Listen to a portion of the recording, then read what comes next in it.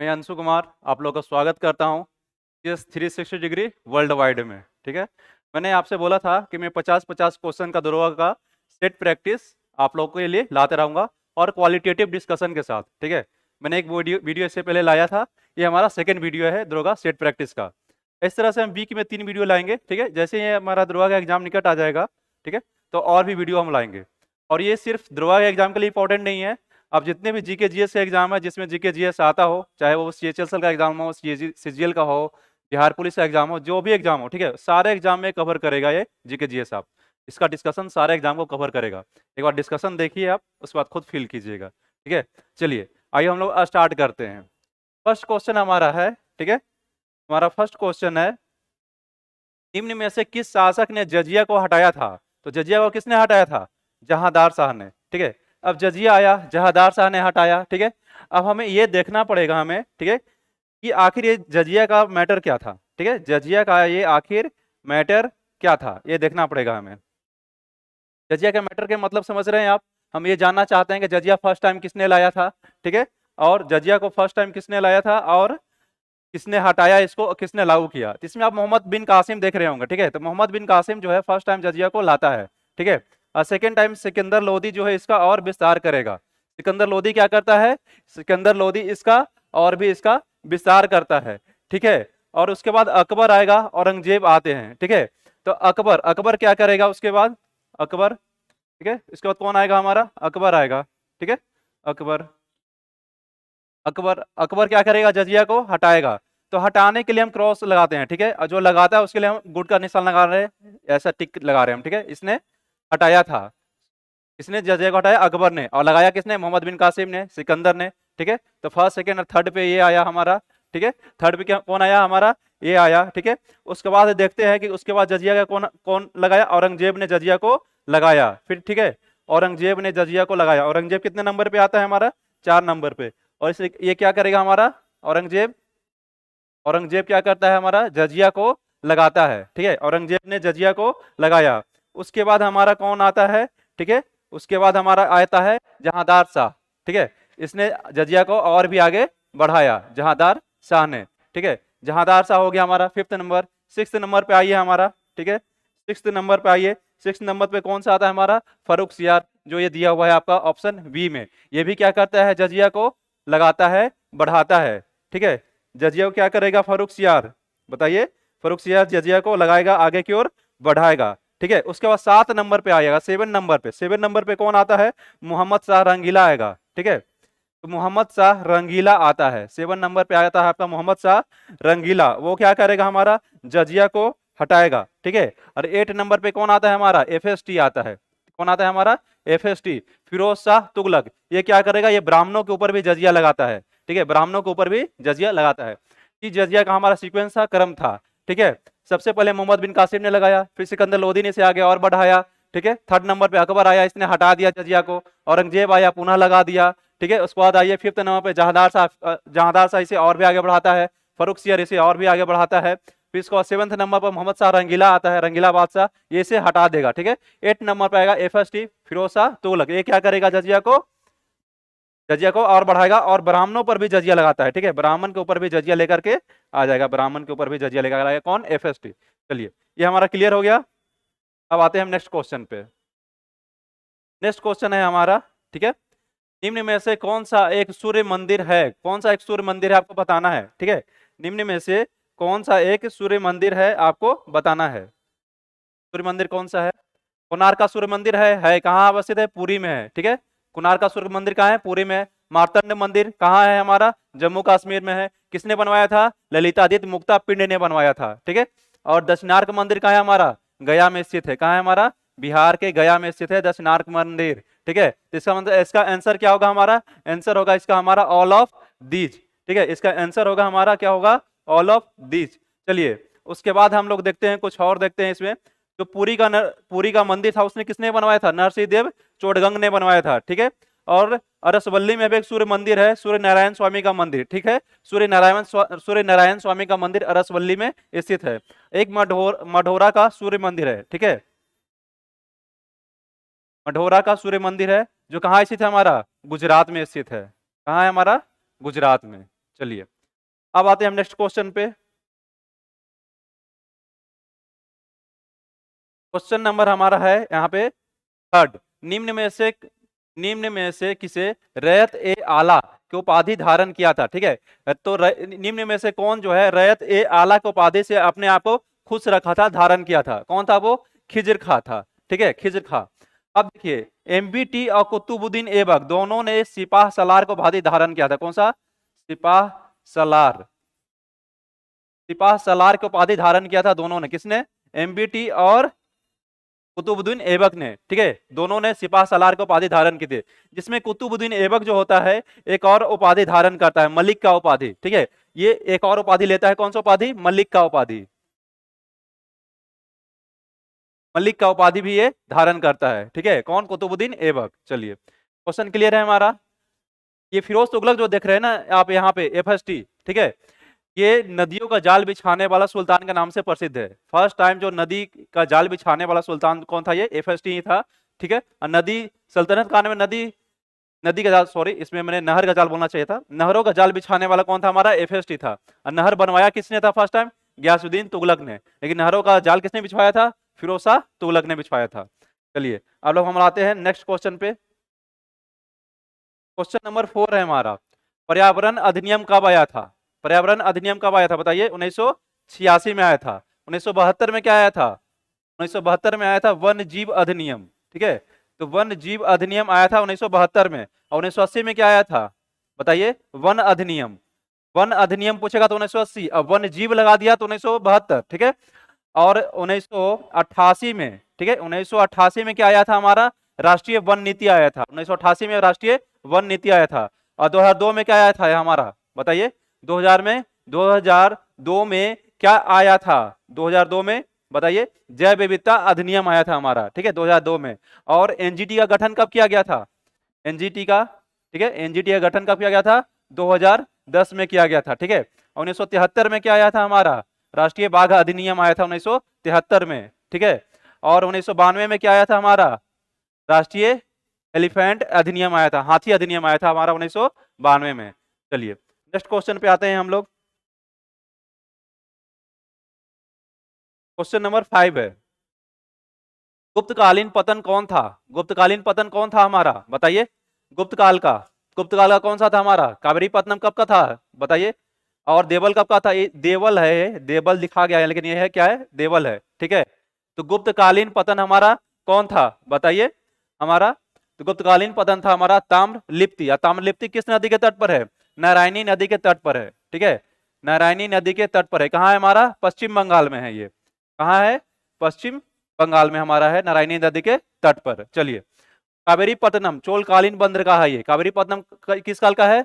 चोल काल का है ये। ठीक है, चोलकालीन बंदरगाह है। देवल क्या है? ये दिल्ली सल्तनत का बंदरगाह है। लोथल किसका है? हड़प्पा कालीन बंदरगाह है। चलिए क्लियर है हमारा ये।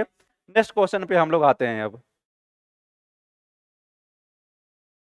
क्वेश्चन नंबर हमारा नेक्स्ट है 6 देखिए, भारत का कुल द्वीपीय तटीय लंबाई कितना है? द्वीपीय तटीय लंबाई आपसे पूछा गया, गौर कीजिएगा क्वेश्चन में। द्वीपीय तटीय लंबाई, भारत का मुख्य भूभाग का तटीय लंबाई नहीं पूछा आपसे, आपसे पूछा है द्वीपीय तटीय लंबाई कितनी है। ठीक है, चलिए तो द्वीपीय तटीय लंबाई कितनी है देखते हैं हम। ठीक है, तो द्वीपीय तटीय लंबाई जो होगा हमारा 1416 किलोमीटर होगा। जैसे कि आपको थोड़ा दिक्कत हो रहा होगा समझने में इसको, चलिए मान लीजिए कि ये मेरा भारत का मैप है। ठीक है, समझने के लिए मैंने आपको इस तरह से कुछ बना दिया है। ठीक है, समझने के लिए इस तरह से कुछ मैंने बना दिया है। यहाँ ये गुजरात हो गया। ठीक है, गुजरात के यहाँ कच्छ से, ये गुजरात का कच्छ हो गया, गुजरात के कच्छ से लेकर के यहाँ पश्चिम बंगाल तक। ठीक है, ये जो तट रेखा है हमारा है, इसको बोलते हैं मुख्य भूभाग की तटीय लंबाई। अब मुख्य भूभाग की तटीय लंबाई कितनी है हमारी? 6100 किलोमीटर है। ठीक है, मुख्य भूभाग की तटीय लंबाई। हमारे पास द्वीप समूह भी है, जैसे कि यहाँ पे आलिया बेट है हमारा। ठीक है, नर्मदा नदी के तट पर, ताप्ती नदी के तट पर खादिया बेट है हमारा। यहाँ पे हमारा क्या है? हमारा सालसीट द्वीप है, जिस पर हमारा मुंबई स्थित है। ठीक है, यहाँ पे हमारा लक्षद्वीप समूह है, यहाँ पंबन द्वीप है, यहाँ पे हुगली नदी के मुहाने पर हमारा 2 द्वीप है, न्यूमूर सागर और गंगा सागर द्वीप है, अंडमान निकोबार द्वीप समूह है। तो ये सब हमारे पास द्वीप भी हैं। इन द्वीप का भी तो तटीय लंबाई होगा। तो उस द्वीप का तटीय लंबाई कितना है? 1416 किलोमीटर, जो आपसे पूछा गया है कुल द्वीपीय तटीय लंबाई कितनी है। ठीक है, चलिए तो हो गया। अगर आपसे ये पूछे कि भारत की कुल तटीय लंबाई कितनी है, आपसे ये ना पूछे कि मुख्य भूभाग की या फिर आपका द्वीपीय तटीय लंबाई, आपसे ये पूछे कि भारत की कुल तटीय लंबाई कितनी है, तो भारत की कुल तटीय लंबाई कितनी है, तो हमको ये द्वीपीय तटीय लंबाई और प्लस मुख्य भूभाग की तटीय लंबाई दोनों को ऐड करना पड़ेगा। तो 6100 और 1416 को दोनों को ऐड करना पड़ेगा। कितना आएगा ऐड करने के बाद हमारे पास 7516 किलोमीटर। तो ये 7516 किलोमीटर जो हो गया हमारा भारत का मुख्य भूभाग नहीं, ओवरऑल तटीय लंबाई हो गया, भारत का तटीय लंबाई ओवरऑल कुल तटीय लंबाई हो गया। ठीक है, चलिए ये तो कुल तटीय लंबाई हो गया। अब भारत का स्थलीय सीमा रेखा जो है इसकी भी तो कुछ लंबाई है, तो भारत के स्थलीय सीमा रेखा की लंबाई कितनी है, ये है भारत के स्थलीय सीमा की लंबाई, ये है, ये लंबाई है, ये लंबाई कितना है हमारा, ये है हमारा 7516 किलोमीटर, 7516 किलोमीटर है। ठीक है, चलिए ये तो हो गया स्थलीय सीमा की लंबाई। अब आपसे ये पूछे कि भारत की कुल सीमा रेखा की लंबाई कितनी है, अगर कुल सीमा रेखा पूछा इसका मतलब ये कि आपसे ये जानना चाह रहा है कि भारत के स्थलीय सीमा रेखा की भी लंबाई बताइए और भारत की कुल तटीय जो सीमा रेखा की लंबाई है वो भी बताइए, दोनों को ऐड करके बताइए। ठीक है, चलिए तो दोनों को ऐड करते हैं, 7516 किलोमीटर। ठीक है, सॉरी आपका स्थलीय सीमा रेखा की जो लंबाई था हमारा 15200 किलोमीटर था। ठीक है, 15000 स्थलीय सीमा की लंबाई कितना था, 15000, टंग स्लिप हो गया, माफी चाहता हूं उसके लिए मैं आपसे। मैं हमारे स्थलीय सीमा की लंबाई कितना था, 15200 किलोमीटर। अब 7516 किलोमीटर तो हमारा कुल तटीय लंबाई था हमारा। ठीक है, 7516 किलोमीटर। ठीक है, 7516 किलोमीटर, इसको ऐड कीजिएगा तो कितना आएगा हमारा 22716 किलोमीटर। ठीक है, 22716 किलोमीटर, ये हो गया हमारा भारत का कुल सीमा रेखा की लंबाई। ठीक है, क्लियर है ये। चलिए अब आते हैं हम लोग नेक्स्ट क्वेश्चन पे।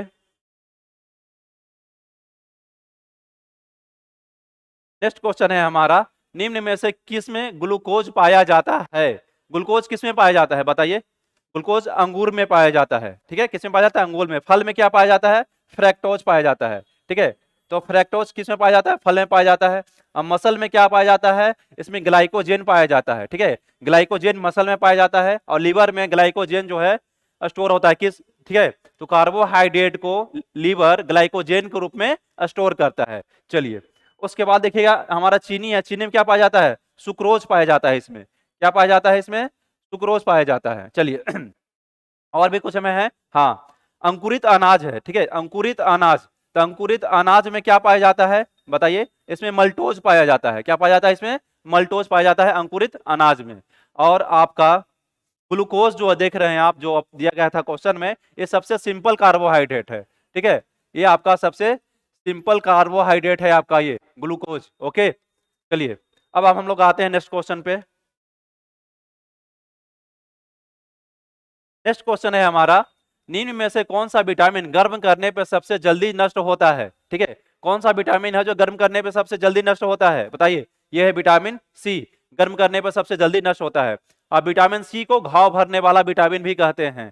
क्या बोलते हैं इसे, घाव भरने वाला विटामिन भी कहते हैं। चलिए उसके बाद देखिएगा आप, इसमें क्या है ऑप्शन में, ऑप्शन में हमारा दिया है विटामिन बी, इसको बी अगर B1 कर दे तो बेरी बेरी रोग इससे कमी से होता है। ठीक है, इसका साइंटिफिक नाम क्या है, रासायनिक नाम इसका है थायमिन। ये है हमारा विटामिन ई, विटामिन ई के कमी से क्या होता है, स्किन का प्रॉब्लम होता है और प्रजनन क्षमता कम हो जाती है। ठीक है, चलिए उसके बाद देखिए ये विटामिन डी, विटामिन डी इसे हम हार्मोन विटामिन भी बोलते हैं, विटामिन डी को। ठीक है, क्या बोलते हैं इसे हम, हार्मोन विटामिन भी बोलते हैं। चलिए और विटामिन बी और सी जो देख रहे हैं आप, दो ऑप्शन आपको दिया गया, विटामिन बी और सी जो है ये दोनों वाटर में सोल्यूबल है। विटामिन बी और सी कहाँ सोल्यूबल है, वाटर में सोल्यूबल है। ठीक है, अब बाकी सारा जो विटामिन हो गया हमारा, ई हो गया, डी हो गया, के हो गया, ठीक है, ये सारे विटामिन जो है वसा में सोल्यूबल है। किसमें है, वसा में सोल्यूबल है। और हमारा वाटर में सोल्यूबल कौन है, हमारा ये विटामिन बी और सी वाटर में सोल्यूबल है। चलिए उसके बाद आइए, अच्छा हाँ एक चीज ध्यान दीजिएगा, जो भी विटामिन वाटर में सोल्यूबल है वो बॉडी में स्टोर नहीं होता है। अगर वो अमाउंट आप ज्यादा ले रहे हैं तो आपके यूरिन के थ्रू वो फ्लश आउट हो जाएगा, बाहर निकल जाएगा। ठीक है, हाँ जो वसा में सोल्यूबल है वो हमारे बॉडी में स्टोर होते हैं। तो वसा में सोल्यूबल है मतलब कि विटामिन ई हो गया, आपका डी हो गया, के हो गया, ये सब वाटर वसा में क्या है, सोल्यूबल है, तो ये सब हमारे बॉडी में स्टोर होगा। लेकिन बी और सी हमारे बॉडी में स्टोर नहीं होगा क्योंकि वाटर में सोल्यूबल है, और जो वाटर में सोल्यूबल होता है वो हमारे बॉडी में स्टोर नहीं होता है। वो हमारा अमाउंट अगर ज्यादा लिया है तो यूरिन के थ्रू वो बाहर निकल जाएगा। चलिए हम लोग नेक्स्ट क्वेश्चन पे आते हैं अब। नेक्स्ट क्वेश्चन है क्वेश्चन नंबर 9 हमारा। मुस्लिम लीग ने बांटो और छोड़ो का नारा कब दिया था? ठीक है, मुस्लिम लीग ने बांटो और छोड़ो का नारा कब दिया था? कब दिया था नारा बताइए? 22 दिसंबर कब दिया था ये? 1943 में दिया था। ये कब दिया था? 1943 में। 22 दिसंबर 1939 को इसने मुक्ति दिवस बनाया था। कब मना क्या मनाया था इसमें? मुक्ति दिवस मनाया इन्होंने। ठीक है, और 22 अक्टूबर, ठीक है 22 अक्टूबर को, ठीक है 1939 को, 22 अक्टूबर 1939 को कांग्रेस ने मंत्रिमंडल से इस्तीफा दिया था। इसी वजह से इन्होंने 22 दिसंबर 1939 को मुक्ति दिवस मनाया। ठीक है, और 1940 को क्या किया था इन्होंने? 1940 को लाहौर में, ठीक है कहा? लाहौर में, यहाँ पे 1940 को लाहौर में इन्होंने मोहम्मद अली जिन्ना के नेतृत्व में पाकिस्तान का मांग किया था। कब कब किया? 1940 में। ठीक है, 1943 में क्या किया था? बांटो और छोड़ो का नारा दिया। और 16 अगस्त 1946 को उन्होंने सीधी कार्रवाई या प्रत्यक्ष कार्रवाई दिवस मनाया। चलिए अब हम लोग नेक्स्ट क्वेश्चन पे आते हैं। निम्न में से किस शासक ने 2 बार राज्याभिषेक करवाया था? राज्याभिषेक किसने 2 बार कराया था? चलिए देखते हैं। फिरोज तुगलक। फिरोज तुगलक के बारे में देखिए। फिरोज तुगलक ने 2 बार राज्याभिषेक करवाया था। कहां कहां करवाया था इसने? पहले करवाया था ठट्टा में। कहां करवाया? ठट्टा में। ठीक है, ठट्टा में कराया था। ठीक है, ठट्टा में। और दूसरा कहां करवाया इसने? आगरा में। दूसरा आगरा नहीं, सॉरी दिल्ली में करवाया इसने। ठीक है, दूसरा कहां करवाया इसने? दिल्ली में करवाया था। अब औरंगजेब को देखिए भी 2 बार करवाता है। पहला तो करवाएगा आगरा में ये, ठीक है, और सेकंड वाला कहां करवाएगा? दिल्ली में करवाएगा औरंगजेब। फारूक सियार को देखिए ये भी 2 बार करवाएगा। पहला कहां करवाता है? पटना में, अपना बिहार पटना में करवाता है। ठीक है, और दूसरा कहां करवाता है ये? दूसरा बताइए? आगरा में करवाएगा। ये दूसरा आगरा में करवाएगा। क्लियर है? तो आंसर क्या होगा इसका? All of these. चलिए नेक्स्ट क्वेश्चन पे आते हैं। क्वेश्चन नंबर 11 है। निम्न में से कौन गवर्नर जनरल अंडमान निकोबार द्वीप समूह में मरा था? 3 है ये। ठीक है, 3 के तीनों ये भारत में ही मरे हैं। ठीक है, तो निम्न में से कौन सा था जो अंडमान निकोबार द्वीप समूह में मरा है? बताइए कौन मरा है? हमारा मेयो मरा है। कौन मरा है? मेयो। और कार्नवालिस कहाँ मरा है?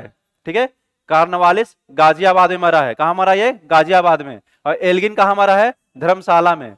एल्गिन जो है धर्मशाला में मरेगा। ठीक है, और हमारा ये गाजियाबाद में मरेगा, कर्नवालिस गाजियाबाद में। ठीक है, तो इसका आंसर क्या होगा? हमारा मेयो। ठीक है, कौन बना था हमारा अंडमान निकोबार में? तो मेयो मरा था। चलिए नेक्स्ट क्वेश्चन पे आते हैं। नेक्स्ट क्वेश्चन है हमारा क्वेश्चन नंबर 12। द्वितीय आंग्ल कर्नाटक युद्ध कौन सा है? कर्नाटक युद्ध आपसे पूछा गया। ठीक है, द्वितीय आंग्ल कर्नाटक युद्ध कब से कब तक चला था? तो प्रथम का आंग्ल कर्नाटक युद्ध कब से कब तक चला था? 1746 से 48 तक प्रथम का आंग्ल कर्नाटक युद्ध है। ठीक है, और द्वितीय कब से चला था? 1754 से, सॉरी 49 से 54 तक चला था। द्वितीय चला था। आप आंसर सी होगा। ठीक है, और उसके बाद आइए ऑप्शन बी पे आइए। 1756 से 63 ये आपका तृतीय चला था। तृतीय कर्नाटक युद्ध कब से कब तक चला था? इसको सप्तवर्षीय युद्ध भी बोलते हैं। ठीक है, 56 से 63 तक। ठीक है, चलिए अब पहला वाला जो संधि था ना, इसमें एक ट्रिक, इसमें कौन सा संधि हुआ था? एला सापल की संधि। कौन सा संधि? एला सापल की संधि हुआ था। ठीक है, और दूसरे वाले में कौन सा संधि हुआ था? पांडिचेरी की संधि। ठीक है, दूसरे वाले में कौन सा हुआ था? पांडिचेरी की संधि हुआ था। दूसरे वाले में पांडिचेरी की संधि। और तीसरे वाले में कौन सा संधि हुआ था? पेरिस की संधि हुआ था। तीसरे वाले में कौन सी? पेरिस की संधि। चलिए का याद करने का ट्रिक आपको देते हैं हम। ए पा पे, क्या लिखना आपको? ए पा पे। ठीक है, ए से एला सापल के संधि, पा से पांडिचेरी के संधि सेकंड में, और पे से पेरिस के संधि थर्ड में। ये फर्स्ट था, ये सेकंड युद्ध था, और ये थर्ड युद्ध था। ठीक है, चलिए उसके बाद 1846 लिखा हुआ है यहाँ पे, 45 कर दीजिए आप, टाइपिंग मिस्टेक है। 1845-46 ईस्वी तक कौन सा युद्ध चला था हमारा? प्रथम सिख युद्ध चला था। इसमें 2 संधि हुआ था। एक तो भैरववाल के संधि हुआ था। ठीक है, एक तो भैरववाल के संधि हुआ था, और दूसरी संधि कौन सा हुआ था इसमें? बताइए दूसरी संधि कौन सा हुआ था? एक तो भैरववाल की संधि, एक लाहौर की संधि हुआ था। ठीक है, लाहौर की संधि। लाहौर की संधि कब हुआ था? 9 मार्च को हुआ था। ठीक है, 9 मार्च 1946 को हुआ था। 9 मार्च 1946 को हुआ था आपका लाहौर का संधि। और भैरववाल का संधि हुआ था दिसंबर में। चलिए क्लियर है क्वेश्चन। नेक्स्ट पे आते हैं। नेक्स्ट है क्वेश्चन नंबर 13 हमारा। नाबार्ड की स्थापना किस समिति के सिफारिश पर की गई थी? नाबार्ड की स्थापना किस समिति के सिफारिश पर की गई थी? ठीक है, तो नाबार्ड की स्थापना शिवरामन समिति के सिफारिश पर की गई थी। कब किया गया था? 1982 ईस्वी में किया गया था, ठीक है, 1982 ईस्वी में।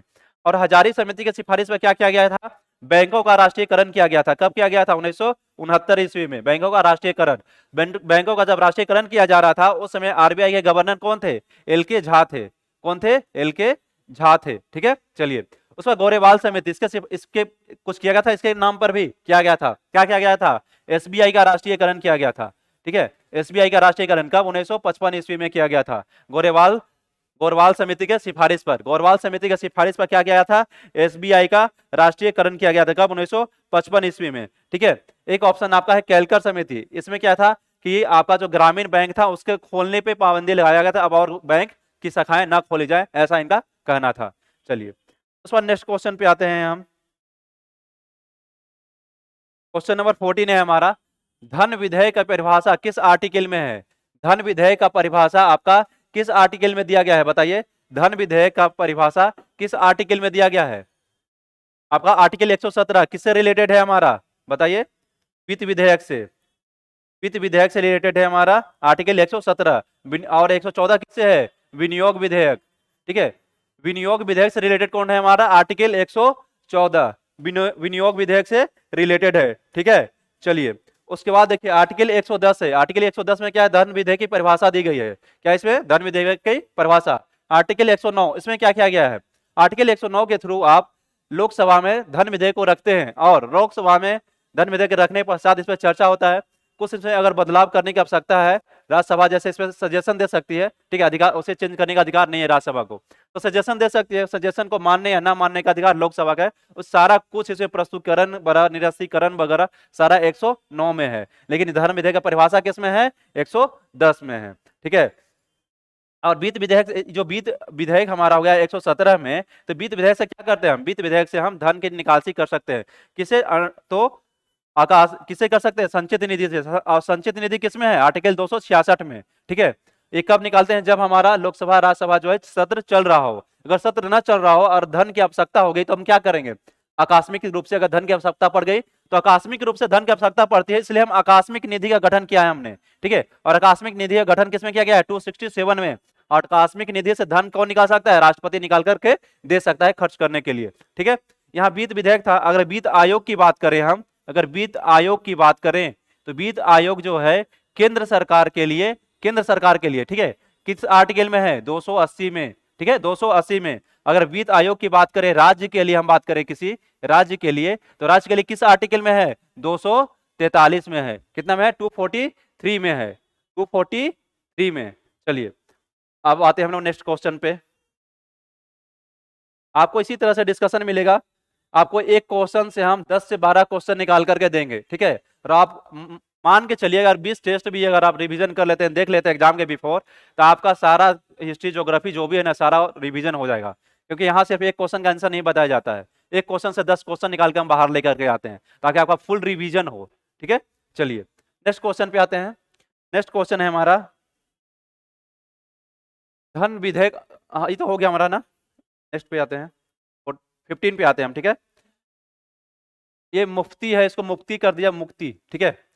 बांग्लादेश मुक्ति संग्राम के समय पाकिस्तान के प्रधानमंत्री कौन थे? ठीक है, बांग्लादेश मुक्ति संग्राम के समय पाकिस्तान के प्रधानमंत्री कौन थे? नूरुल आमीन थे, ठीक है। और मुजीबुर रहमान कौन थे?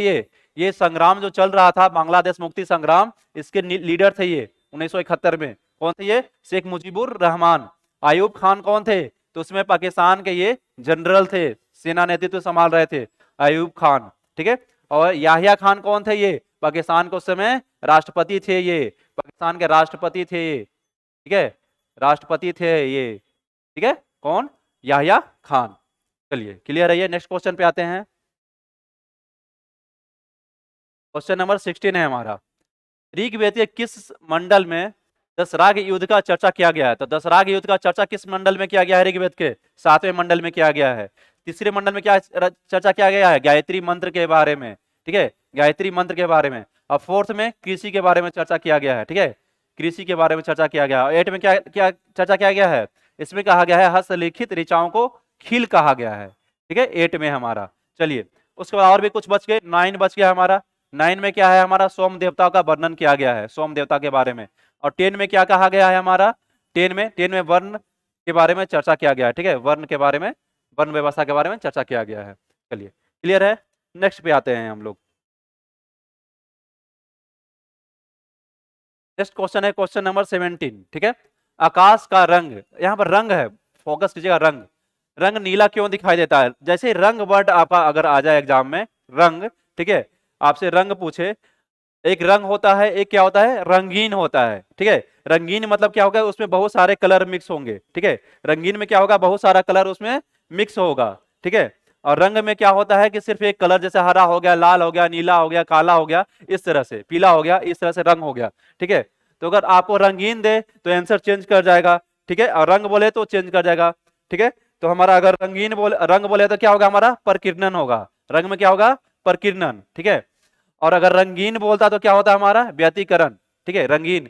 जैसे कि साबुन का सोप जो हो गया, तो उसका बुलबुला जो होता है उस पर जब सनलाइट पड़ता है तो चमकता है, वो बहुत रंगीन दिखाई देता है। तो रंगीन क्यों दिखाई देता है, व्यतिकरण के कारण, इंटरफेरेंस ऑफ लाइट के कारण, ठीक है।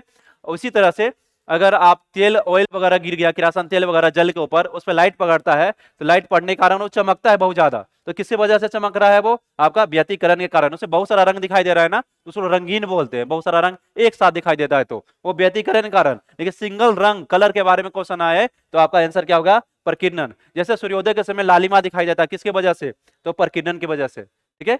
चलिए अगर आपसे पूछे, क्वेश्चन इस तरह से आए कि साइज से रिलेटेड, ठीक है, साइज, शेप से रिलेटेड, ठीक है, शेप से रिलेटेड, डिस्टेंस से रिलेटेड, कम दूरी दिखाई दे रहा है, पास दिखाई दे रहा है, दूर दिखाई दे रहा है, size, shape, distance and time से रिलेटेड क्वेश्चन अगर आता है, तो सारे क्वेश्चन का आंसर आपका अपवर्तन होगा।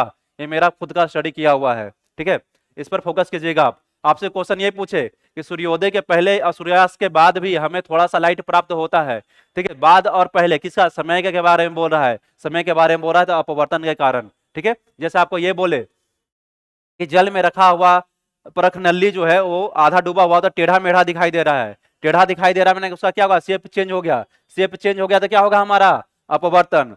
जल में अगर रखी हुई मछली अपने जो उसकी ओरिजिनल आकृति है उससे बड़ा दिखाई दे रही है, अपने शेप उसका बड़ा दिखाई दे रहा है, शेप बड़ा दिखाई दे रहा है ना, तो शेप शेप बड़ा दिखाई दे रहा है, साइज उसका बड़ा हो गया, साइज बड़ा हो गया तो क्या होगा हमारा, अपवर्तन, ठीक है। आपको अगर जल में जो रखा हुआ क्वाइन है, वो क्वाइन आपको अपना जितनी गहराई है उससे कम गहराई पे दिखाई दे रही है, ठीक है, तो कम गहराई पे दिखाई दे रही है तो क्या हो रहा है, दूरी हो गया ना, कम दूरी पे दिखाई दे रही है, तो डिस्टेंस हो गया, तो डिस्टेंस के लिए क्या होगा, अपवर्तन। इस तरह के, इसलिए इसको आप इस छोटे से टर्म को अगर ध्यान में रखते हैं तो सारा क्वेश्चन आपका पकड़ा जाएगा। डिस्टेंस से रिलेटेड हो जाए क्वेश्चन जिसमें सनलाइट इन्वॉल्व हो, टाइम से रिलेटेड हो जाए, साइज से रिलेटेड हो जाए, शेप से रिलेटेड हो जाए, तो क्या होगा हमारा इसका आंसर, अपवर्तन होगा, ठीक है। चलिए उसके बाद है पूर्ण आंतरिक परावर्तन, पूर्ण आंतरिक परावर्तन, टोटल इंटरनल रिफ्लेक्शन, ये कब होगा हमारा, जब वर्ड आपका क्वेश्चन में एक वर्ड मिल जाए, चमकना, चमकना लिख रहे हैं, जैसे मिर्च का चमकना, हीरा का चमकना, टूटा हुआ कांच जो है वो किनारे पर चमकता है, तो इस तरह का चमकना वर्ड जब भी आपको मिल जाए क्वेश्चन में, समझ जाइए कि पूर्ण आंतरिक परावर्तन उसका आंसर होगा, ठीक है, क्लियर है ये। चलिए नेक्स्ट क्वेश्चन पे आते हैं अब हम लोग। नेक्स्ट क्वेश्चन है क्वेश्चन नंबर 18, निम्न का भारत आने का क्रम सही बताइए, ठीक है। तो सबसे पहले कौन आया था, सबसे पहले,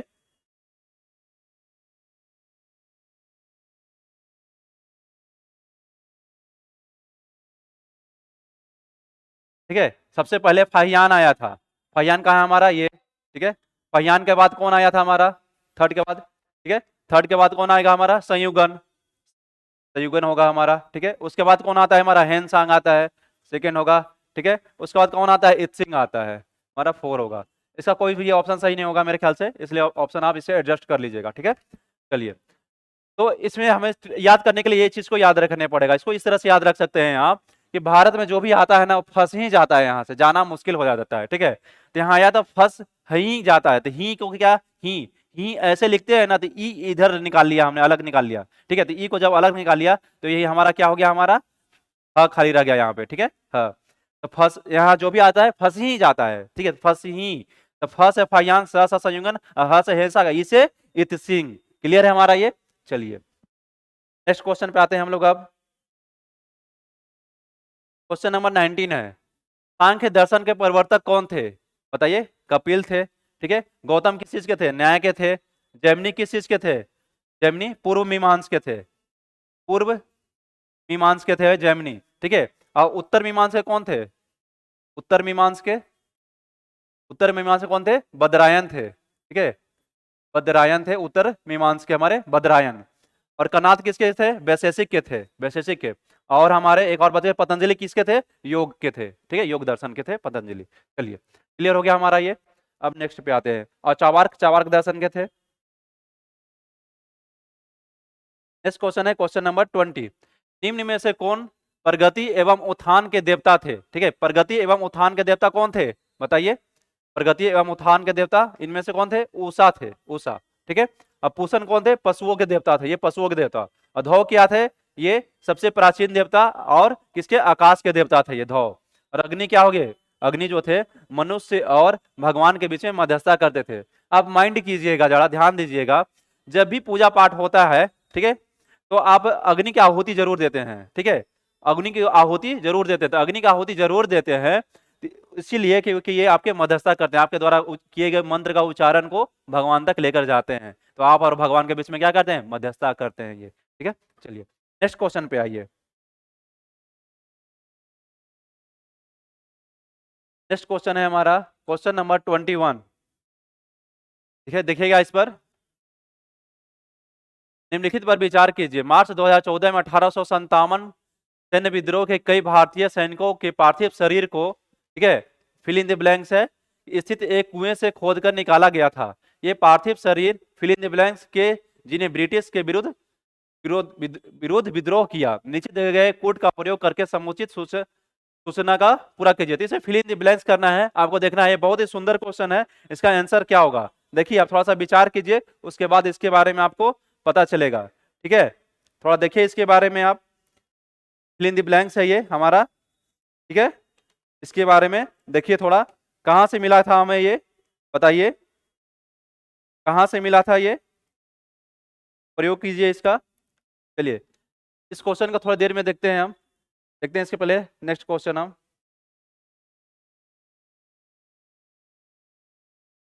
क्वेश्चन नंबर 22 है। क्या है हमारा 22? भारत में भारतीय भाषा में 1857 के विप्लव के कारणों को लिखने वाले प्रथम भारतीय था। कौन थे प्रथम भारतीय? कौन थे? बताइए, बताइए कौन थे? मेरे ख्याल से तो सर सैयद अहमद खां होने चाहिए, ठीक है। आपके हिसाब से कौन थे? बताइए, लिखने के कारण कौन थे हमारे ये? मेरे ख्याल से तो सर सैयद अहमद खां होने चाहिए। कौन थे? सर सैयद अहमद खां। चलिए, उसके बाद आते हैं। इसमें आप वीडी सावरकर देख रहे हैं, बंकिम चंद्र चटर्जी देख रहे हैं, ठीक है।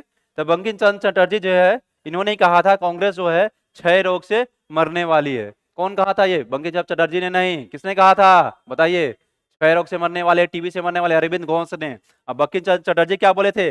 बंकिम चंद्र चटर्जी बोले थे कांग्रेस के लोग पदों के भूखे हैं, ठीक है। चलिए, उसके बाद हम नेक्स्ट क्वेश्चन पे आते हैं। नेक्स्ट क्वेश्चन है, निम्न में से कौन सा आयोग 1857 के विद्रोह के दमन के बाद भारतीय फौज के नव संगठन से संबंधित है? कौन सा संबंधित था हमारा? पील आयोग संबंधित था। कौन था हमारा? पील आयोग,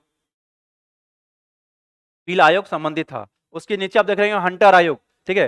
हंटर आयोग का गठन किया गया था हमारा जलियांवाला बाग हत्याकांड के पश्चात, जिसने अपना रिपोर्ट 1920 में प्रकाशित किया था, ठीक है। और हंटर आयोग एक शिक्षा से रिलेटेड भी आया था रिपन के टाइम पर। हंटर आयोग एक शिक्षा से रिलेटेड भी आया था, रिपन के टाइम पर आया था। हंटर आयोग शिक्षा से रिलेटेड रिपन के टाइम में आया था। कब आया था हमारा? 1882 ईस्वी में आया था, ठीक है। 1882 ईस्वी में आया था रिपन के टाइम पर, जो कि प्राथमिक शिक्षा से रिलेटेड था, ठीक है। उसके बाद आप देख रहे होंगे साइमन कमीशन के बारे में, ठीक है। साइमन कमीशन, साइमन कमीशन का गठन कब किया गया था? नवंबर 1927 में किया गया था, ठीक है। और ये 7 सदस्य था। और ये भारत कब आया था? बताइए, 3 फरवरी 1900 कितने फरवरी को आया था ये? भारत कब आया था हमारा ये साइमन कमीशन? ठीक है, बताइए, बताइए भारत कब आया था साइमन कमीशन, और इसने अपना रिपोर्ट कब प्रस्तुत किया था?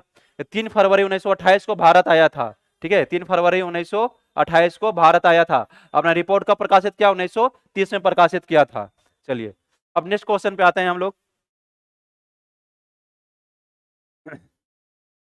क्वेश्चन नंबर है 24।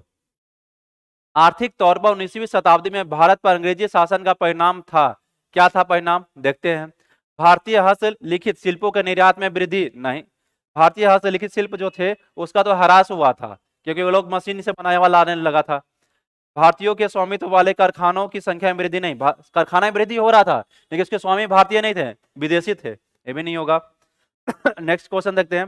भारतीय कृषि का वाणिज्यीकरण, हाँ भारतीय कृषि का वाणिज्यीकरण किया गया। जैसे नील का खेती हमसे करवाया गया, कहवा का खेती, कॉफी का खेती, चाय का खेती करवाया गया, जिससे कि राजस्व की प्राप्ति हो, पैसे की ज्यादा से ज्यादा प्राप्ति हो, इस तरह की खेती, ठीक है। तो वाणिज्यीकरण किया गया था। नगरीय जनसंख्या में तीव्र वृद्धि नहीं, ये भी नहीं, तो क्या होगा हमारा ऑप्शन सी होगा। चलिए नेक्स्ट क्वेश्चन पे आते हैं, और नेक्स्ट क्वेश्चन है हमारा क्वेश्चन नंबर 24 है हमारा, ठीक है। 24 पे देखते हैं। भारत में सर्वप्रथम किसने प्रेस सेंसरशिप लागू किया था, ठीक है। भारत में सर्वप्रथम किसने प्रेस सेंसरशिप लागू किया था, बताइए कि भारत में सर्वप्रथम प्रेस सेंसरशिप किसने लागू किया था, ठीक है, बताइए। लॉर्ड वेलेस्ली, किसने लागू किया था, लॉर्ड वेलेस्ली। अरे वेलेस्ली साहब जो है सहायक संधि भी लेकर आए थे, और सहायक संधि सबसे पहले किसने स्वीकार किया था, हैदराबाद ने, ठीक है। इससे पहले भी सहायक संधि लाया गया था डुप्ले के द्वारा। कौन लाया था इससे पहले, डुप्ले लाया था, ठीक है। कौन था वो, फ्रांसीसी था, ठीक है। चलिए उसके बाद देखिएगा आप लॉर्ड डलहौजी को देख लीजिए थोड़ा, ठीक है। लॉर्ड डलहौजी को देख लीजिए, और लॉर्ड वेलेस्ली के बारे में कुछ और भी बता सकते हैं। लॉर्ड वेलेस्ली आप स्वयं को बंगाल का शेर कहता था। क्या कहता था ये स्वयं को, लॉर्ड वेलेस्ली जो है स्वयं को क्या कहता था, ये बंगाल का शेर कहता था, ठीक है। चलिए और उसके बाद देखते हैं डलहौजी के बारे में। डलहौजी क्या इनाम कमीशन का गठन करेगा, और क्या करता है, ये हड़प नीति लाता है, व्यापगत नीति लेकर के आता है, ठीक है। और कोहिनूर हीरा जो है विक्टोरिया को यही ले आकर के देता है, ठीक है। और डलहौजी जो है कुशासन का आरोप लगा करके अवध को मिला लेता है अपने राज्य में, ठीक है। तो अवध का नवाब कौन था, वाजिद अली शाह, ठीक है। जिसको कैद करके कहाँ रखता है वो, वाजिद अली शाह को कैद करके वाजिद अली शाह को रखता है वो कोलकाता में, ठीक है। वाजिद अली शाह के बारे में एक रोचक चीज भी आपको बताते हैं हम। इनकी 300 बीवियां थी वाजिद अली शाह के करीब, ठीक है। और ठुमरी संगीत जो है ना, ठुमरी संगीत, इसके जनक वाजिद अली शाह को ही कहा जाता है। ठुमरी संगीत का जनक वाजिद अली शाह को कहा जाता है, ठीक है। वाजिद अली शाह को जब निकाला जा रहा था अवध से, ठीक है, अवध से जब इनको निकाला जा रहा था, तो ये गाना गाते हुए, एक सॉन्ग गाते हुए वहां से निकले थे, ठीक है। क्या गाए थे, बाबुल मोरा नैहर छूटो जाए, ठीक है। मतलब कि बाबुल मेरा नैहर छूट रहा है, मेरा घर जो है छूट रहा है, ये गाते हुए निकले थे। ये ठुमरी संगीत है, इसलिए इनको वाजिद अली शाह को ठुमरी संगीत का जनक कहा जाता है, ठीक है। और आपका इनके सबसे जो एक बेटे होते हैं जो कि अवध के सबसे लास्ट नवाब रहते हैं, ठीक है। और उनका नाम क्या था, बिरजिस कादरी, ठीक है। थोड़ा टेढ़ा नाम है, बिरजिस कादरी नाम था उनका, जो अवध के अंतिम नवाब रहेंगे। चलिए अब नेक्स्ट क्वेश्चन पे हम लोग आते हैं। क्वेश्चन नंबर 26 है हमारा। 1857 में विद्रोह के दौरान बहादुर शाह ने किसे साहब ए आलम बहादुर का उपाधि दिया था, किसे दिया था। तो भाई 1857 में बहादुर शाह के साथ कौन था जो सैन्य नेतृत्व संभाल रहा था, बख्त खां था, तो बख्त खां को देगा, ठीक है। अजीमुल्ला कहाँ का संभाल रहा था, कहाँ का लीडर था 1857 क्रांति में, फतेहपुर का था, ये कहाँ का, फतेहपुर का। और अजीमुल्ला जो है नाना साहब का सलाहकार भी था, नाना साहब का सलाहकार भी था 1857 के क्रांति में। लेकिन लीजिए आपको मिल गया बिरजिस कादिर, यही है वो जो अवध का अंतिम नवाब रहता है, इसी को बिठाता है वाजिद अली शाह को हटाने के बाद अंग्रेज, ठीक है। अब वाजिद अली शाह को कैद करके कहाँ रखा था, कोलकाता में रखा था। चलिए नेक्स्ट क्वेश्चन पे आइए। क्वेश्चन नंबर है हमारा 27। निम्न में से किसे भारतीय पुनर्जागरण का पिता कहा जाता है, किसे कहा जाता है, राजा राम मोहन राय को, ठीक है। तो राजा राम मोहन राय जो है कुछ पुस्तक भी लिखे थे, जैसे संवाद कौमुदी हो गया, ठीक है, राष्ट्रगुप्तूर हो गया, ठीक है। और क्या था इनका पुस्तक का नाम, ठीक है। और भी ये पुस्तक लिखे थे राजा राम मोहन राय, ठीक है। ये जैसे लिखे थे हमारा संवाद कौमुदी, ब्राह्मणिकल मैगजीन भी यही लिखे थे हमारा, ठीक है। गिफ्ट मोनोथिसेट यही लिखे थे, ठीक है।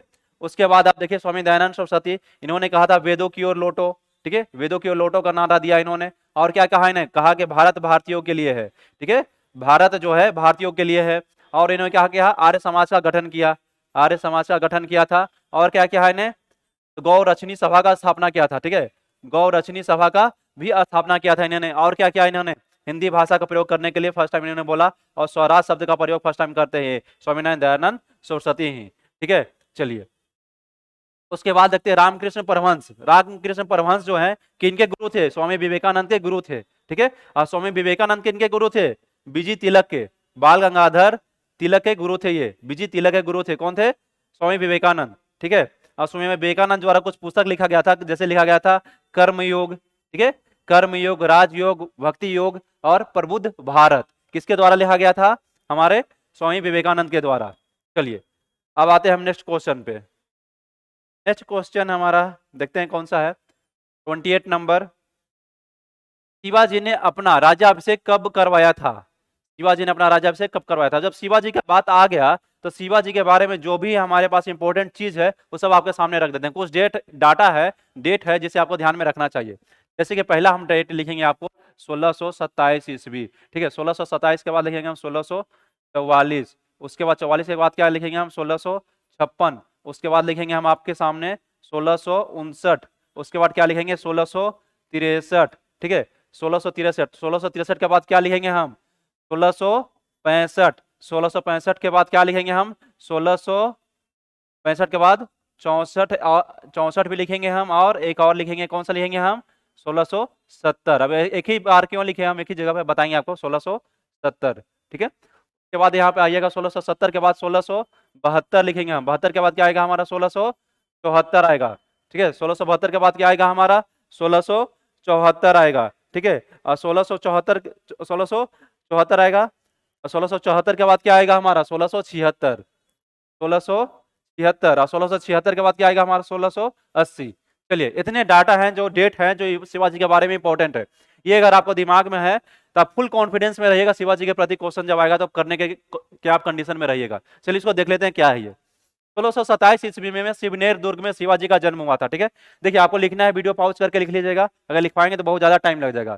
ठीक है, चलिए आपको लिखना है तो वीडियो पॉज करके आप लोग लिख लीजिएगा। ओके, चलिए। और जो देख रहे हैं बैठ करके यहाँ पे, उनको अगर लिखना है तो यूट्यूब पे जाइए, पॉज कीजिए वीडियो और लिखिए। कहीं समय कम है और कम समय में ज्यादा कुछ देना है। ठीक है, चलिए, तो मुझे मालूम है आप लोग का समय बहुत कीमती है, मैं इसका ख्याल रखता हूँ। 1644 ईस्वी में क्या हुआ था? तो 1640 ईस्वी में क्या किया इन्होंने?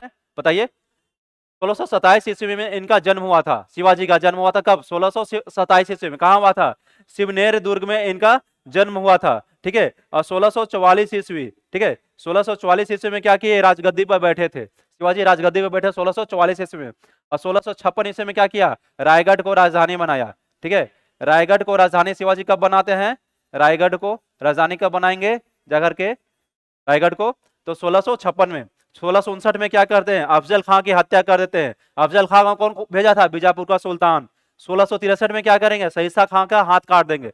सहीसा खान कौन था? औरंगजेब का मामा था। ठीक है, उसके बाद 1665 में पुरंदर की संधि होती है शिवाजी एवं जयसिंह के बीच में। ठीक है, उसके बाद 1664 और 70 में शिवाजी 2 बार लूटते हैं सूरत को कब लूटते हैं? 64 और 70 में 2 बार।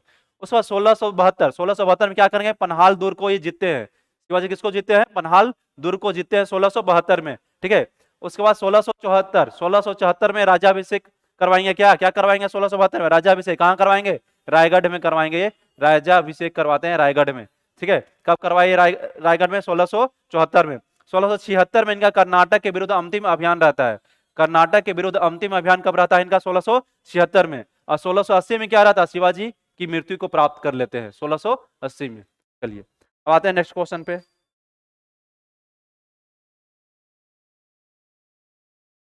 नेक्स्ट क्वेश्चन है हमारा, निम्न में से कौन सा गोंडवाना लैंड का पार्ट है? गोंडवाना लैंड का पार्ट है। गोंडवाना लैंड आ गया तो पता होना चाहिए गोंडवाना लैंड आया कहां से पहले। ठीक है, तो गोंडवाना लैंड का कहानी यूं है कि पहले पेंजिया था।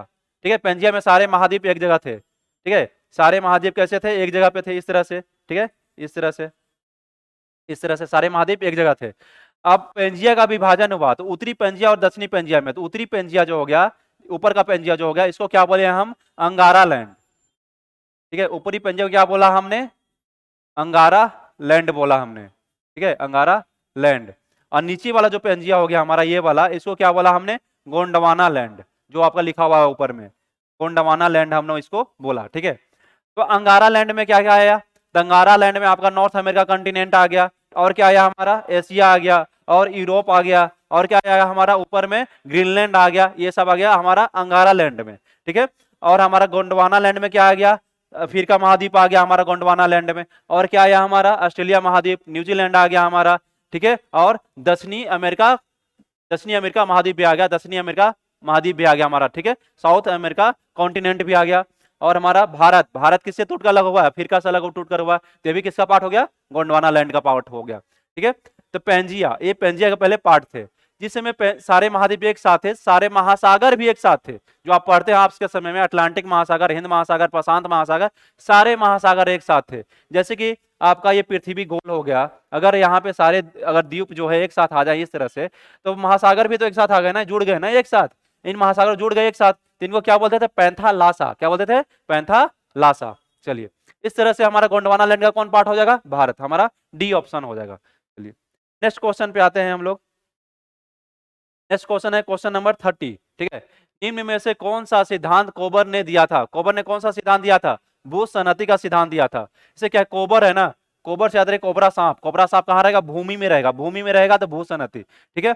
तापीय संकुंचन, तापीय, ताप आ गया तो इसमें क्या आएगा हमारा, जे फ्रीज, जे फ्रीज माने जे फ्रीज, क्या कहते हैं, फ्रिज से आप ताप को कंट्रोल कर सकते हैं, वस्तु कुछ खाद्य पदार्थ उसमें रखते हैं, तो याद रखने के लिए जे फ्रीज ही किए थे, फ्रिज से तापीय, ठीक है।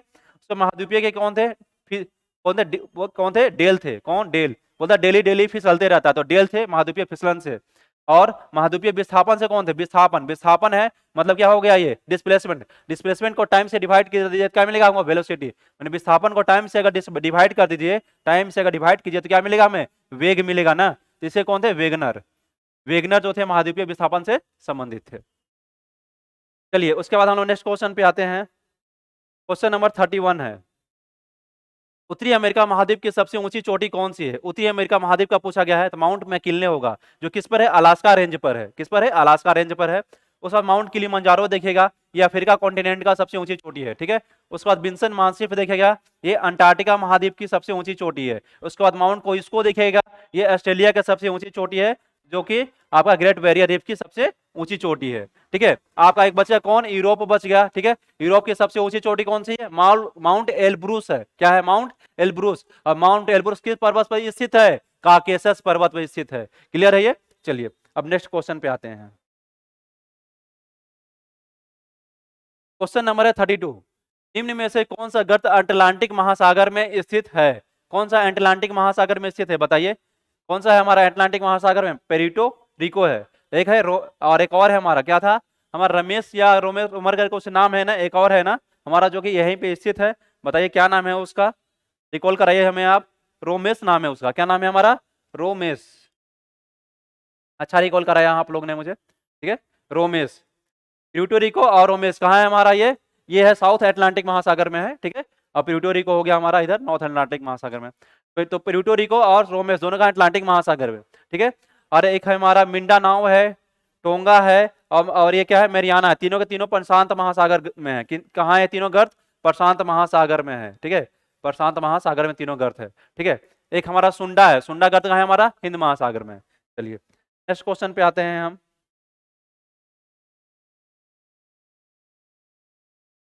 नेक्स्ट क्वेश्चन पे आते हैं, नेक्स्ट क्वेश्चन क्या है हमारा, 33 क्वेश्चन नंबर है, ठीक है। निम्न में से कौन सा राज्य मानक समय पर रेखा पर स्थित नहीं है, स्थित नहीं है पूछा गया है, ठीक है। तो मानक समय रेखा कितना से गुजरती है हमारे, 82.5 डिग्री से गुजरता है, कितना से, 82.5 डिग्री, ठीक है, 82.5 डिग्री, इतना ईस्ट से, यहाँ से हमारा मानक समय रेखा गुजरता है। और किस चीज से गुजरता है, इसका ट्रिक है, यूएमसी ओए, यूएमसी ओए, यू से क्या हो गया हमारा उत्तर प्रदेश, एम से क्या हो गया मध्य प्रदेश, सी से छत्तीसगढ़, ओ से उड़ीसा, ए से आंध्र प्रदेश, एम से मध्य प्रदेश तो है, ओ से उड़ीसा भी है, ए से आंध्र प्रदेश भी है, लेकिन टी तो है ही नहीं हमारे में, तेलंगाना नहीं होगा, इसको हटा दीजिए, ठीक है। कौन हो गया हमारा आंसर, तेलंगाना। नेक्स्ट क्वेश्चन पे आइएगा, नेक्स्ट क्वेश्चन है क्वेश्चन नंबर 34, चीन सबसे लंबा सीमा रेखा किस भारतीय राज्य के साथ बनाता है, बताइए चीन जो है सबसे लंबा सीमा रेखा किसके साथ बनाता है, अरुणाचल प्रदेश के साथ। अरुणाचल प्रदेश और भी किस देश के साथ सबसे लंबा सीमा बनाता है, म्यांमार के साथ बनाता है, किसके साथ, म्यांमार के साथ। तो अरुणाचल प्रदेश भारत का एकमात्र ऐसा राज्य है जो 2 देशों के साथ सबसे लंबा बाउंड्री बनाता है, ठीक है। अरुणाचल प्रदेश किसके साथ बना है, चीन और म्यांमार के साथ। उत्तर प्रदेश, उत्तर प्रदेश भी किसी देश के साथ सबसे लंबा बाउंड्री बनाता है, किसके साथ बनाता है? नेपाल के साथ, नेपाल के साथ हमारा उत्तर प्रदेश बनाया, ठीक है। उसके बाद असम, असम किसके साथ बनाता है? भूटान के साथ बनाता है, किसके साथ?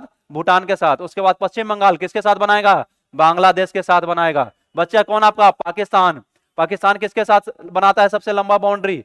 पाकिस्तान जो है आपका सबसे लंबा बाउंड्री किसके साथ बनाता है? राजस्थान के साथ बनाता है। तो पाकिस्तान भी हो गया हमारा। और कोई बचिया क्या? और कोई बचिया नहीं। चलिए आगे बढ़ते हैं, फिर हम नेक्स्ट क्वेश्चन पे आते हैं। हाँ, चीन और ये चीन और अरुणाचल प्रदेश के सीमा को क्या बोलते हैं हम? मैकमोहन रेखा। और भारत पाकिस्तान के सीमा को क्या बोलते हैं हम? रेड क्लिफ, ठीक है। और भारत अफगानिस्तान के सीमा को क्या बोलते हैं हम?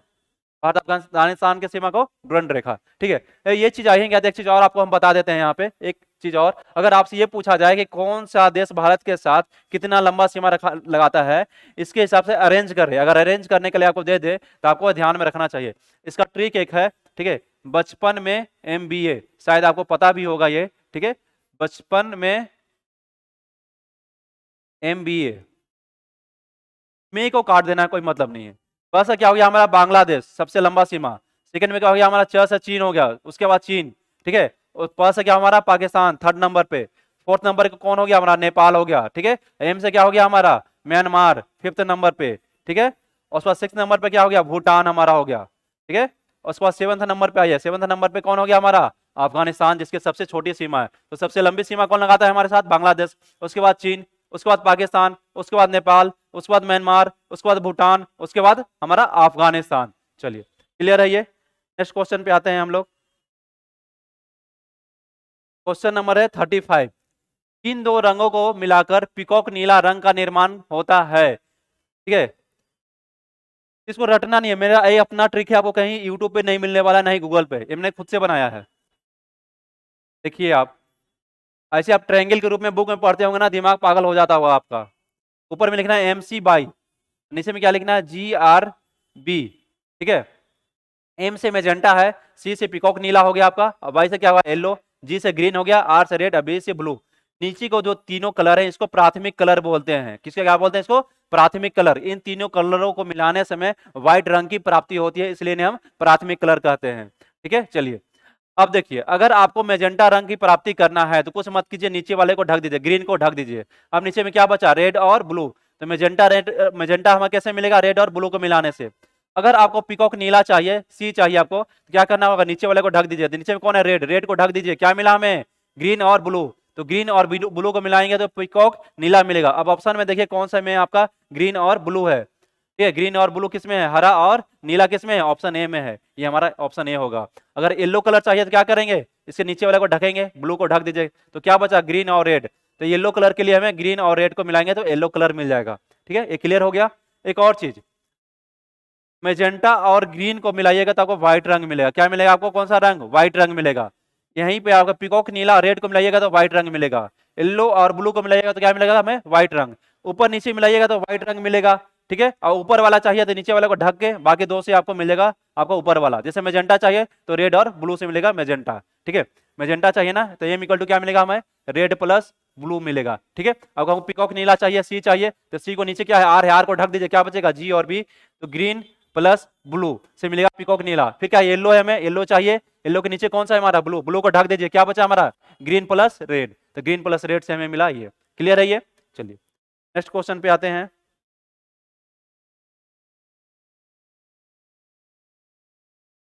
क्वेश्चन नंबर 36 पे है, निम्न में से कौन सा अनुचुंबकीय पदार्थ है? पैरामैग्नेटिक पदार्थ है। कौन सा पैरामैग्नेटिक है? तो कौन सा हमारा? प्लेटिनम है। बाकी तीनों आप जो देख रहे हैं, लोहा देख रहे हैं, कोबाल्ट देख रहे हैं, निकल देख रहे हैं, ये तीनों के तीनों फेरो मैग्नेटिक है। तो इसका ट्रिक है एक याद करने का, फेरो मैग्नेटिक का। फेको नी, कोई था बहुत फेंकता था, बोलते रहता था बहुत ज्यादा, उसको बोलते थे फेको नी। फे से क्या हो गया हमारा? फेरस। को से क्या हो गया हमारा? कोबाल्ट हो गया। और नी से क्या हो गया हमारा? निकेल। ये तीनों के तीनों क्या है? फेरोमैग्नेटिक सब्सटेंस है। चलिए उसके बाद एक अनुचुंबकीय का और भी है, इसका ट्रिक है पता करना, LO, ठीक है, पता कर। तो क्या हो गया? पीटी। कर से क्या हो गया? क्रोमियम। LO से क्या हो गया? एल्यूमिनियम। एल से क्या हो गया? लोहा। ओ से क्या हो गया हमारा? ऑक्सीजन। पता कर, ना बोले ना, तो ना से क्या हो गया हमारा? सोडियम। पता कर ना, एल लो, एल से एल्यूमिनियम, लोहा नहीं सॉरी, एल्यूमिनियम। और उसके बाद क्या हो गया हमारा? एल से एल्युमिनियम, ओ से ऑक्सीजन। ये सब क्या है हमारा अणुचुंबकीय है, लोहा तो हमारा फेरोमैग्नेटिक था। ठीक है, चलिए क्लियर है हमारा। नेक्स्ट क्वेश्चन पे आते हैं। क्वेश्चन नंबर 37 है, पाई मैसोन का खोज किसने किया था? युकावा ने किया था। एंडरसन ने किसका किया था? पॉजिट्रॉन का खोज किया था, पॉजिट्रॉन का खोज। अब पाउली ने किसका किया था? न्यूट्रिनो का खोज किया था। ठीक है, न्यूट्रिनो का खोज किसने किया था? पाउली ने। और आइंस्टीन ने किससे किया था? फोटोन का खोज किया था। ठीक है, चलिए नेक्स्ट क्वेश्चन पे आते हैं।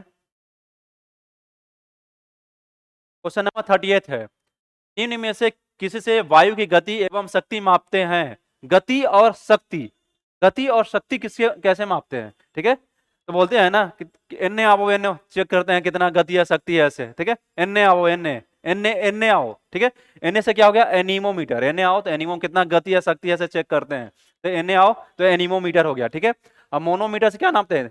तो बोलते हैं कोई मौन धारण किए हुए, मतलब बहुत दबाव में है, वो दाब में है। ठीक है, तो गैसों का दाब मापते हैं मोनोमीटर से। ठीक है, किसका क्या मानते हैं? गैसों का दाब। ठीक है, और वायुमंडलीय दाब किससे मेजर करते हैं? बैरोमीटर से। ठीक है, और एरोमीटर से क्या मेजर करते हैं? तो वायु या गैस का भार और घनत्व, भार एंड डेंसिटी, घनत्व मेजर करते हैं किससे? हम एरोमीटर से। चलिए नेक्स्ट क्वेश्चन पे आते हैं हम लोग।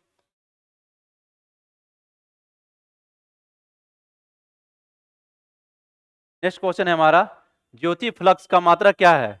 बताइए, ज्योति फ्लक्स का मात्रक क्या है? ल्यूमेन। अगर तीव्रता रहता तो क्या हो जाता? कैंडेला। ठीक है, अगर तीव्रता आपसे पूछ देता, ठीक है, कि ज्योति तीव्रता का मात्रक क्या है, तो कैंडेला। ठीक है, और वेबल और लक्स, लक्स किसका मात्रक है बताइए, और वेबर जो है किसका मात्रक है ये भी बताइए। ठीक है, लक्स किसका मात्रक है और वेबर किसका मात्रक है? लक्स किसका है? प्रदीप्ति घनत्व का है। ठीक है, प्रदीप्ति घनत्व का है। ठीक है, और चुंबकीय फ्लक्स का क्या है? वेबर है। चलिए नेक्स्ट क्वेश्चन पे आते हैं। क्वेश्चन नंबर है 40, ल्यूकेमिया के उपचार में किसका प्रयोग किया जाता है? किसका किया जाता है? फास्फोरस 32 का किया जाता है। ठीक है, और आर्सेनिक 74 किस में किया जाता है? ट्यूमर के उपचार में। ठीक है, आयोडीन का कहाँ किया जाता है? थायराइड ग्रंथि के उपचार में। और सोडियम का कहाँ किया जाता है? सोडियम 24 का रक्त का थक्का जमने में क्या टाइम लग रहा है नहीं लग रहा है उसको पता करने के लिए किया जाता है। ठीक है, चलिए नेक्स्ट क्वेश्चन पे आते हैं हम लोग। नेक्स्ट क्वेश्चन है हमारा 41। ठीक है, 41 क्वेश्चन है, सिरका में कौन सा अम्ल पाया जाता है? बताइए, सिरका में कौन सा अम्ल पाया जाता है? एसिटिक अम्ल पाया जाता है। ठीक है, सिरका में। और सिट्रिक अम्ल किसमें पाया जाता है?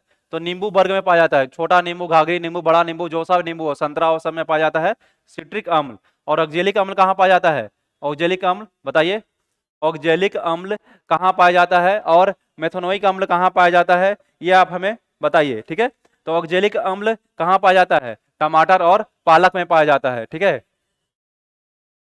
टमाटर एंड पालक में पाया जाता है ये। ठीक है, और आपका मेथनोइक अम्ल कहाँ पाया जाता है? तो चींटी के, बिच्छू के डंक में। इसी को फॉर्मिक अम्ल भी बोलते हैं। इसी को क्या बोलते हैं हम? फॉर्मिक अम्ल बोलते हैं। ये हमारे 41 क्वेश्चन हुए, और मेरे ख्याल से आज हम देखते हैं और क्वेश्चन मेरे पास है या नहीं।